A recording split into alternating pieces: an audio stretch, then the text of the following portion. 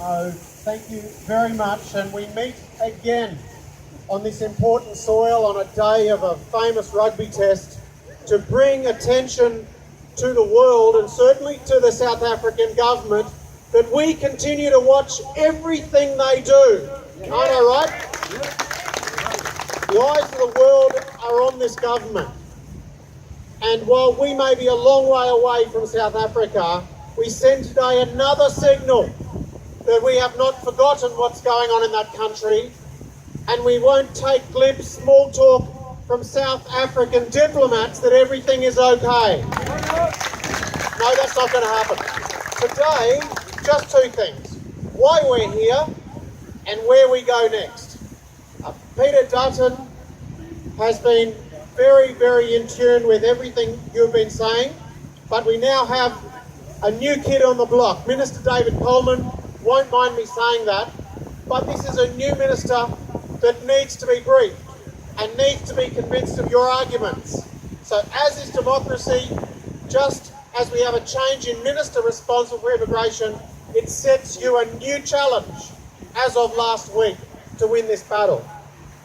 Well, I can't tell you what happens inside the black box of immigration, what you've been fighting for ever since at least early March, when I was yet to even meet Arno, and I innocently posted a story of brutal and vicious assault on a senior South African farmer, and it was seen by 60 million eyeballs around the country, 30,000 shares, thanks to one young South African woman who shared it in South Africa in March.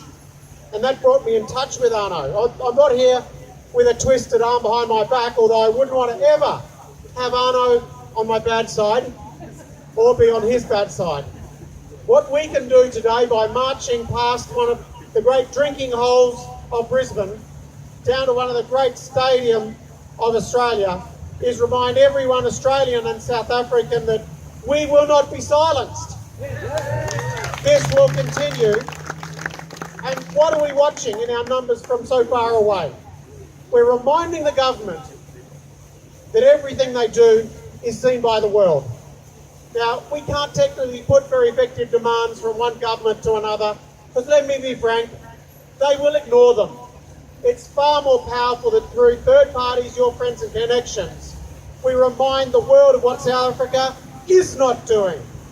And as long as they sweep away the violence and call it the general numbers that would occur anywhere in South Africa, as long as they hint at trying to reduce racial vilification and murder but actually don't do a single thing about it, and as long as they turn a blind eye to the extremism in their own country and their own political party, we will keep exposing it to the world, and that is exactly what South Africa does not want. It does them a huge amount of pain and damage, and we continue to do that until they can clear their name.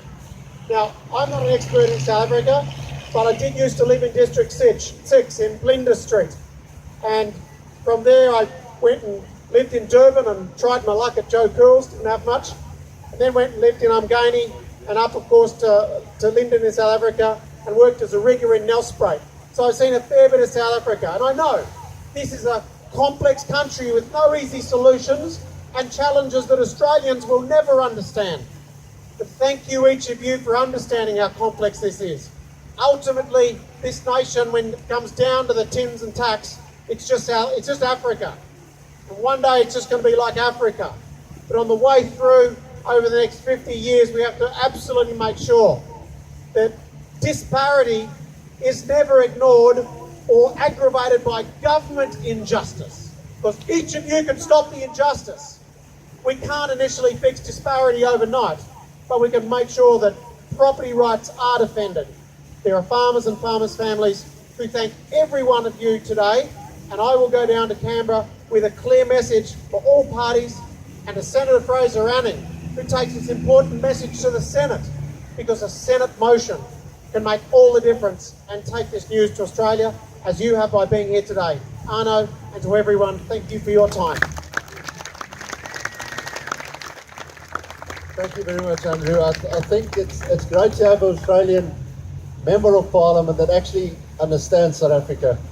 So thank you very much. You know, we talk a lot about what happens in South Africa and the murder, the intimidation, the vilification, the racial hatred, but we don't often get to put a name to it. So Janke is also going to talk today a little bit about what's happened to her.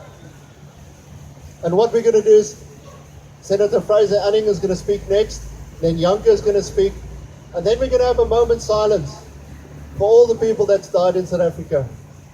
And once we've done that, we are going to walk up to Suncorp and we're not going to be quiet. And I'd like to welcome Senator Anning. He especially, actually, I think he's straight from the airport. So, and you know, the left, it's